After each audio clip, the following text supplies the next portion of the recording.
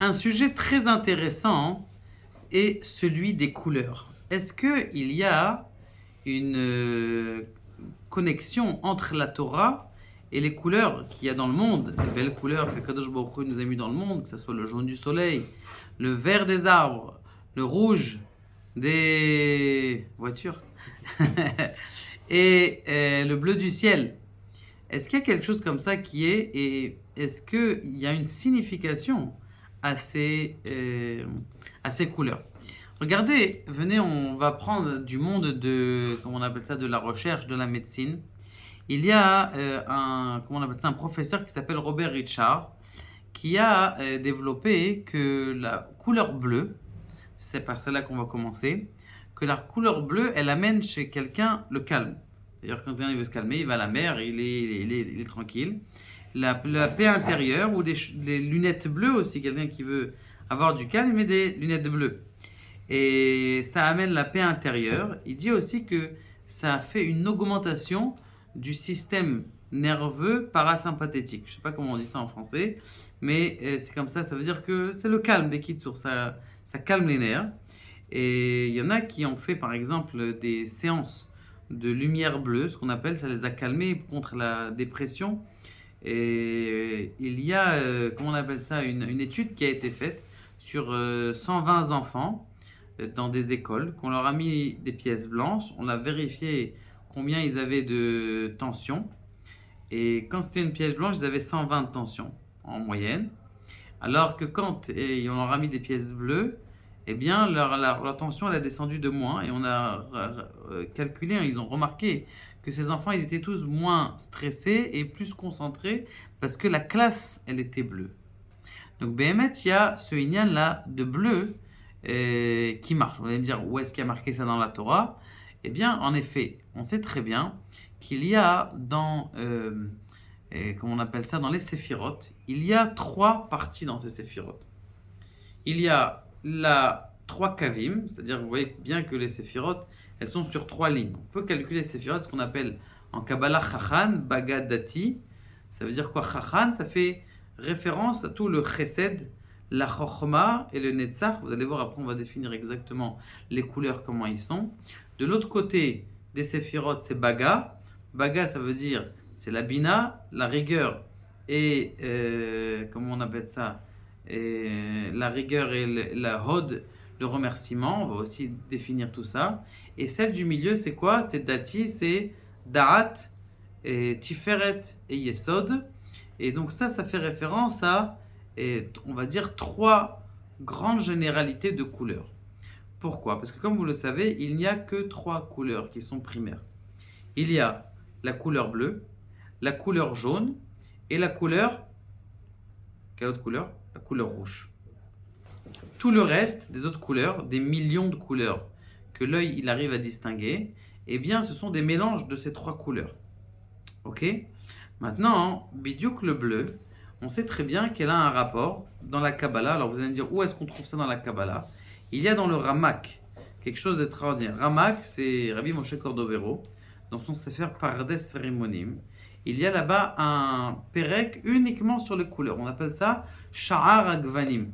Sha'ar Agvanim. Et il dit que le chesed, eh bien, c'est la couleur bleue un peu plus foncée. La chokhma, qui est donc, on va dire, en haut, on a dit la chokhma, en dessous il y a le chesed. Et en bas, c'est comment on appelle ça? C'est le netzach. Eh bien, ces trois couleurs qui en font référence au bleu. Maintenant, comment on appelle ça? Les nuances, elles sont que la chokhma, c'est une couleur qui est bleue un peu foncée. Le chesed, c'est une couleur qui est claire, qui est mélangée au blanc, puisque le chesed, c'est le blanc, le chesed, le calme, comme on vient de voir maintenant dans l'étude. Et il y a la troisième chose, c'est aussi la couleur kesef. C'est très bien hein, que quand quelqu'un il veut parler de rachamim, de miséricorde, il parle de kesef comme on a l'habitude de prendre. Vous savez, un verre, que ce verre-là, c'est un verre qui est en argent le soir, d'ailleurs c'est une ségoula pour la parnassa, de prendre un beau verre de kidouche en argent massif, et c'est une ségoula pour la parnassa. D'accord? Et donc ça c'est le chesed, ça c'est la première couleur, c'est le bleu.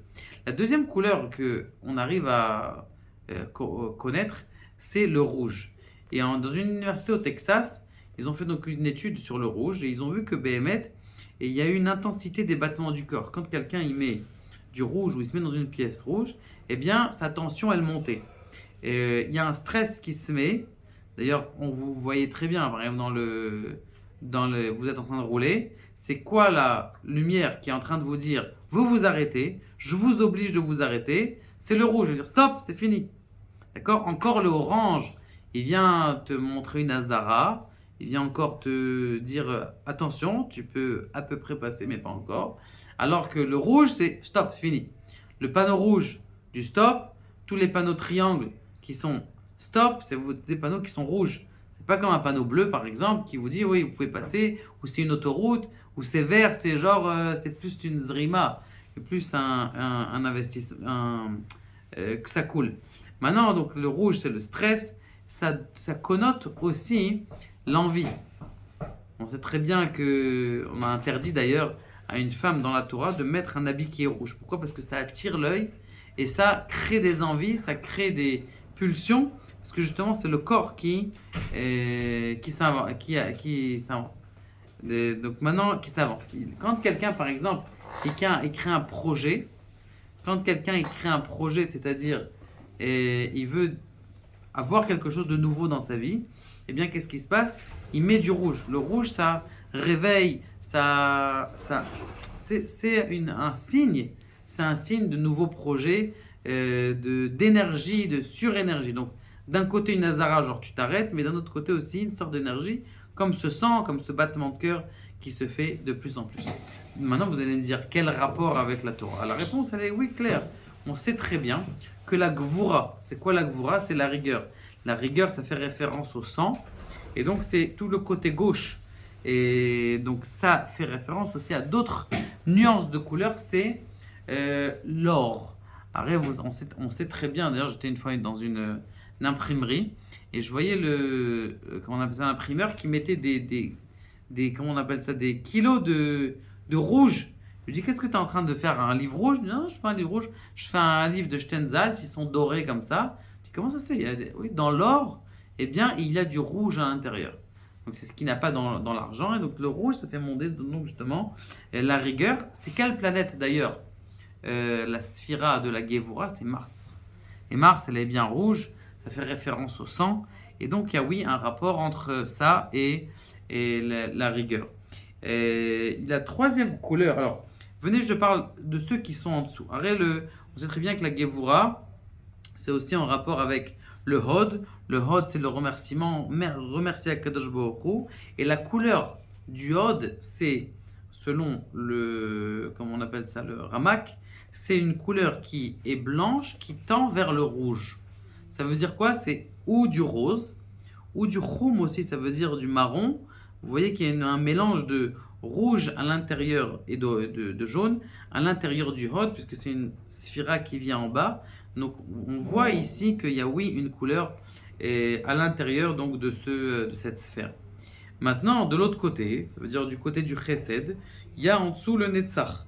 Et le Netzach, eh bien, c'est une couleur qui est aussi rose, mais plus qui tend vers le blanc.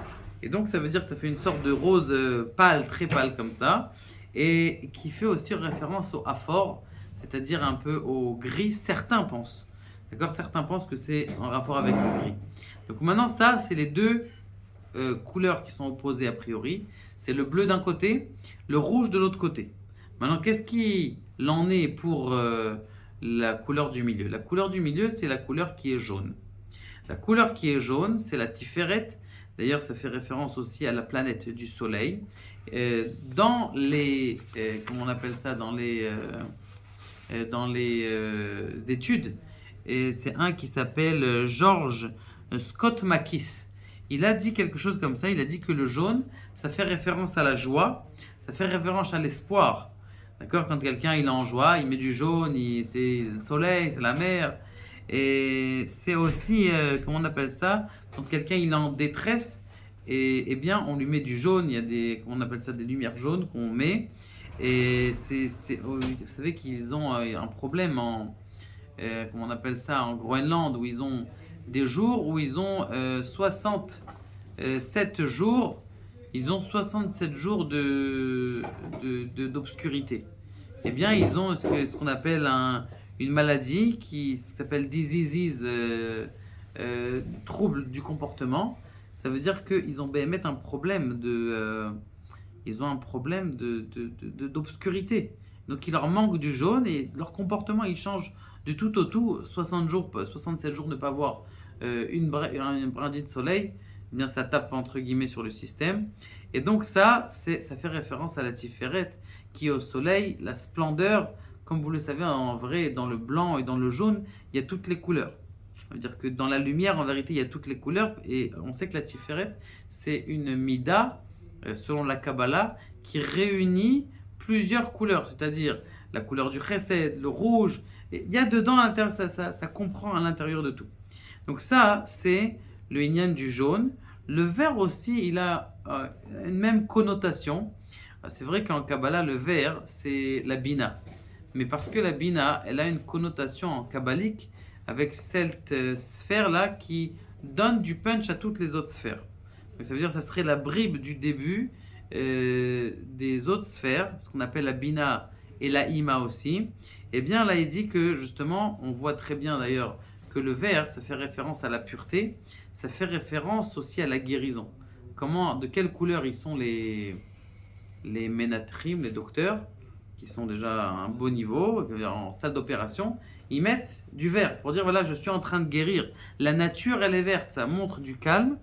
Et ils expliquent Arnold, c'est un Vikings Arnold, il dit que quelqu'un qui veut aider ses enfants dans la lecture, qui mette un décalcage vert sur la page de lecture, et lorsqu'il lit cette page de lecture, il va la lire beaucoup plus vite.